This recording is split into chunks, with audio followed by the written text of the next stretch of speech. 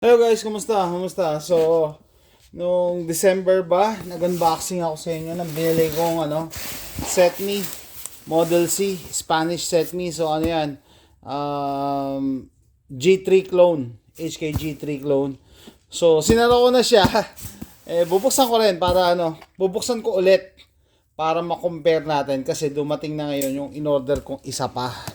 Order ako ng isa pa para ma-compare natin yung quality kung parehas pa din or sinwerte lang ako doon sa first batch kasi ito yung una kong binili okay, nagandahan na ako. So doon sa hindi nakakaalam, parts kit. So if YouTube is watching, nothing is for sale in this post. Parts kit, complete firearm siya minus the receiver. Kasi dito sa Amerika, ang kinukonsider na firearm yung receiver. Tapos yan, ito ang laman. Meron silang print out ng laman. Yan ang gusto ko, no? So may option ka na with bayonet or not. So syempre yan, may check. Kinuha ko yung with bayonet kasi pagka bibili mo yung bayonet o ibebenta mo, mahal din yan Tsaka dagdag yan sa authenticity ng rifle. So bayonet, yung barrel, kasama yung sight, kasama yung muzzle brake, trunnion. So wala lang yung receiver, buttstock, yung kanyang spring, charging handle and bolt. Ito yan. Tapos may kasama pang pin. Ito sa mag release, lower, grip. So yan ang checklist, no? And meron akong extra magazine. Binili ko din sa isang gun store na nagsasara na. Bili ko lang yata dito $5 lang yan. Pang G3. So ito yata yung kasama ng set me, tapos bumili ako ng extra. So dalawa yung magazine. Solid. So pansin ko yung set me na magazine, mas makapal, mas mabigat as compared dito. Hindi ko alam kung G3 to Tapos tingnan mo yung locking niya, tatlo. Ito dalawa lang talaga yung pang set me. Okay, so tingnan natin. Ito yung kanyang parts, yung pins, at saka yung mag release. Tapos may yung rear sight nandito. Pakita natin. So kasi by law, para ma-import sila dito sa US, kailangan pera-perasuhin yung receiver. Kaya pinutol yung receiver, pero sinave nila yung rear sight. So ang gagawin dito, tatanggalin mo yung bakal na yan, i-welding mo yung rear sight. Matrabaho, yes, matrabaho. Kaya hindi ko alam kung kaya ko, pero at least andyan na siya. Mag-iipon pa tayo ng knowledge at lakas ng loob. So pinlastic ko siya as compared nung binili ko to, hindi ko naka-plastic Binubuksan ko ulit kasi kukumpara natin kung parehas ba. Ito yung charging handle tsaka yung bolt. Roller, ito yung roller niya. Okay. Yung bolt niya, firing pin. Pag pinalo dito yan uusli. So, ang set me ay G3 clone, which is chambered in 308. 308 yan, 308. So, bibilisan na natin. Nakita nyo na to complete receiver. Kasama pang grip. Original ABS. So, kita nyo yung ABS ng unang panahon, mas makapal ang plastic na ginagamit talaga. Regardless bakal or plastic, mas makapal yung gawa ng unang panahon. Trigger pack to Complete trigger pack. So stamp steel. Okay, alright. Bibilisan na natin kasi nakita nyo na rin to Pinakagusto ko dito yung barrel kasi yung wood niya classic. Sana mabuo ko to. Ito yung buttstock niya. Ganda pa rin ang wood niya Ayan recoil buffer. And ito na. Ito pa pala. And syempre, extra ang ang bayonet. Pero maganda quality ng bayonet. Ganda. Parang hindi nagamit Walang gas-gas. So yan, tandaan nyo yung tsura. Tingnan natin. Alam ko kung ano, may bayonet din yung kinuha kong pangalawa So mamaya tabi ko nga dito. Tingnan natin. And syempre, the piece de resistance. Ang pinaka-importante. Yung barrel and upper assembly. Yan. Barrel and upper assembly. Gusto ko to gusto ko kasi buo na siya no? Kasi dito nila tinorch torch cut. So tandaan nyo yung yung type of wood na. So titingnan natin ngayon. Ito na yung bago. Order ulit ako. Sabihin nyo, bakit mas malaki yan? Well, kasi may kasama yung flats. Flats. Hindi flats chested flats. Papakita ko sa inyo kung ano yung tinatawag na flats. Yan po yung upper. Yan na yung receiver na kailangan natin. Kaso, flat pa siya. Kasi available. Bumili na ako. Actually, nilay away ko to noon no? January, February, bayad na. Ang daming papel. Ang daming papel. Show me the money. Okay.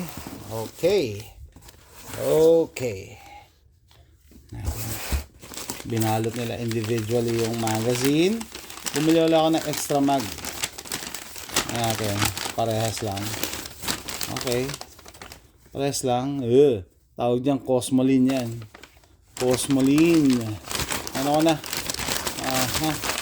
So, ang Cosmoline, matibay sa sa moisture. So, 1, 2, 3 magazine ito. Okay, di na masama. May 3 magazine yung isang mong rifle.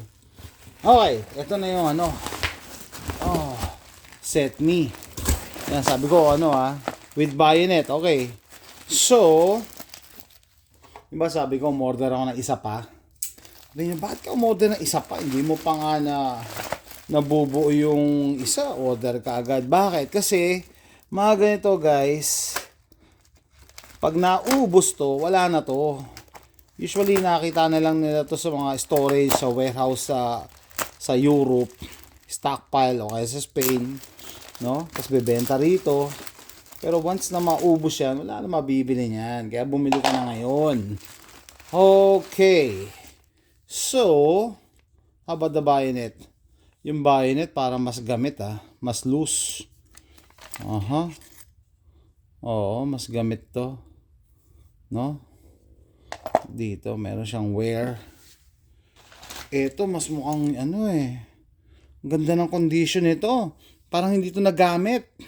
Tapos yung sa ano pa lang nagamit to.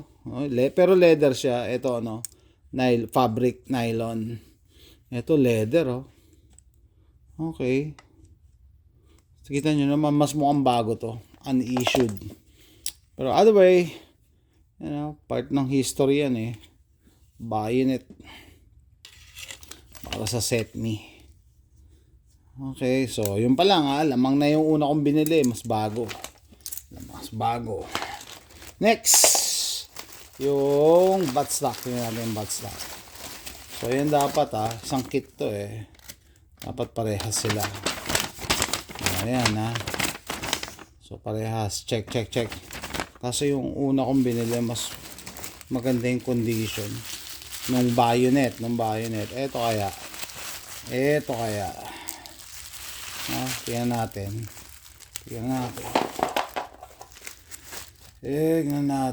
Sana.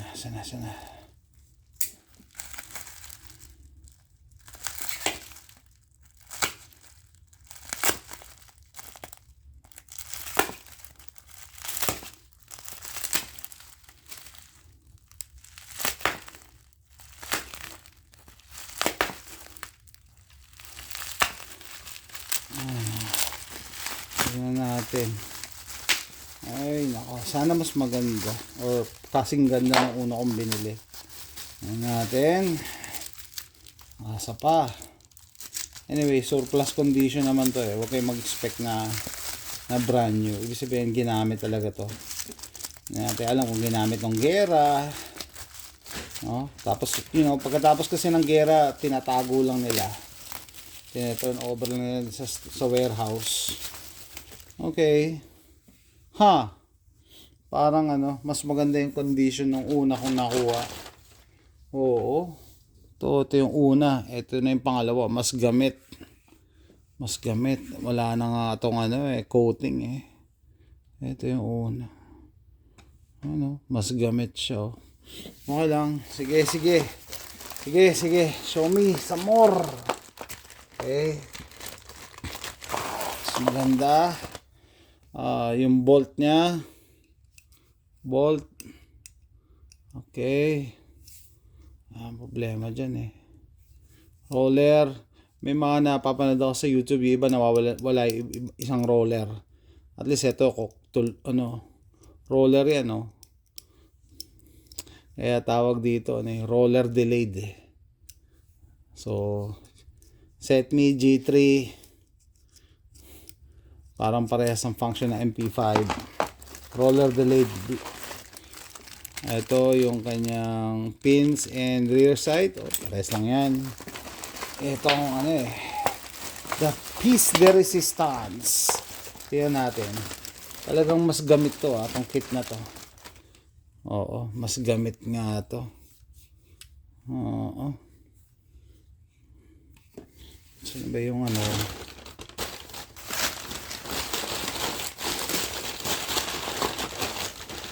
tingnan natin, kukumpara natin. So ito yung una ko, pangalawa. Oo, mas maraming gas. May kalawang na nga to eh. Itong pangalawa. Mas maganda yung una kong binili. Ito may kalawang. Pero okay lang yan.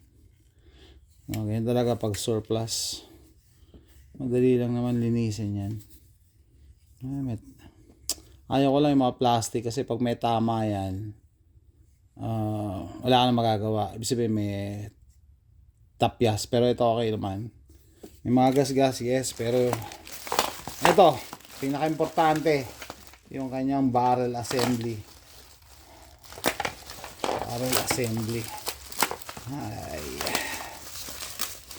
So definitely itong next kit na binili ko, pangalawa, binigay nila sa akin mas gamit. Okay. Yep, nag-discolor na siya, surplus condition talaga. Ito yung charging handle, non-reciprocating. Alam niyo yung HK slap, nagawa yung static na yun. Yun. Okay naman siya. Ito makikita mo yung bore. Pero ito definitely nagamit to. Yan Yan, tatanggalin mo yung weld na yan Yes. Matrabaho yan. So yan guys. Surplus condition. Definitely mas jackpot yung una, pero okay, pares lang naman yan. And ito yung tinatawag na flats.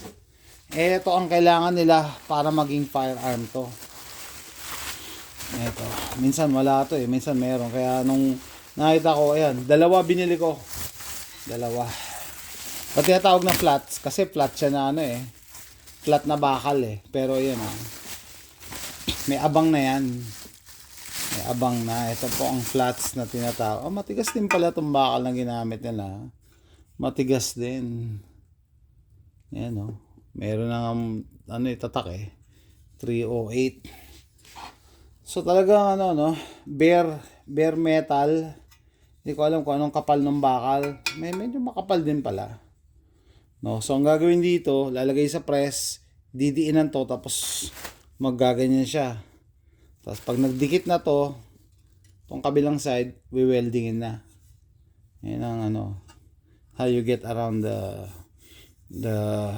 gun control. So ito yung magazine area. Andito yung mag-release, mag-catch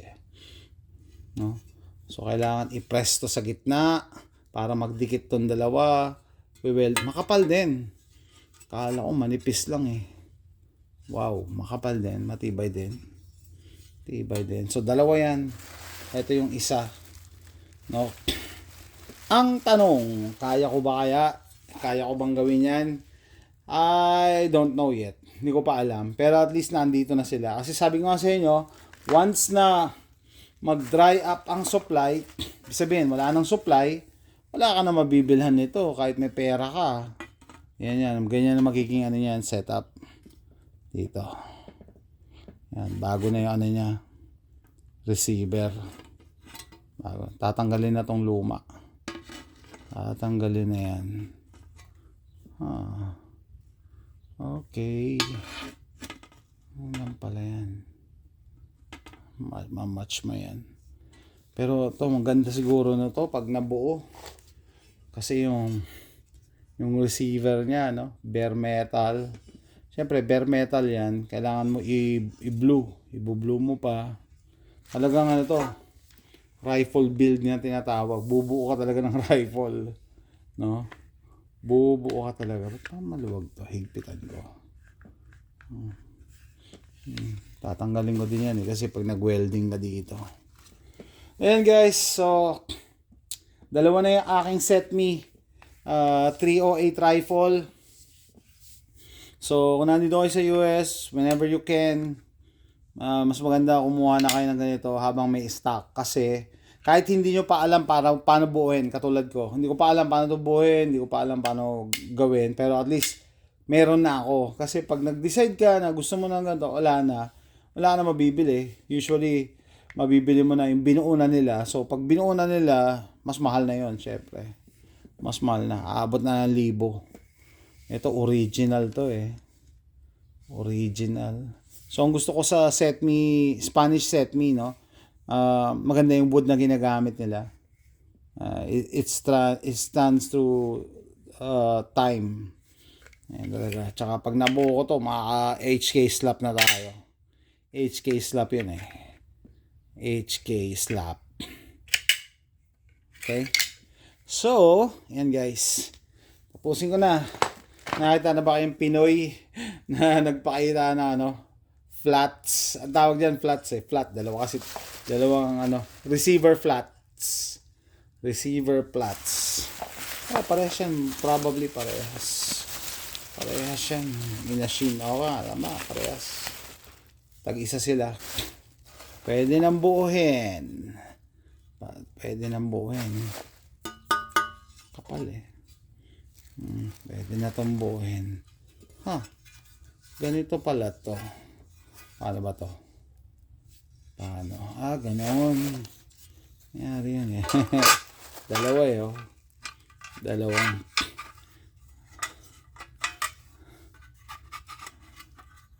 Ayan. Pero dalawang rifle to Ganyan lang itsura niyan pag nabuo na. Tapos kailangan mo i-welding. I-weld lang. Ilan pala yan? Okay. Malamang dito yung grip. Yan yung grip area. Siguro CNC ang gumawa nito. Yan guys. So additional SETME, Spanish SETME parts kit at saka dalawang flats, receiver flats. So, abangan ang susunod na kabanata, no? Pag nakaipon na ako ng lakas ng loob para buuhin to. And syempre, adequate knowledge. So, if you like this video, please click like and subscribe. See you next time. Bye.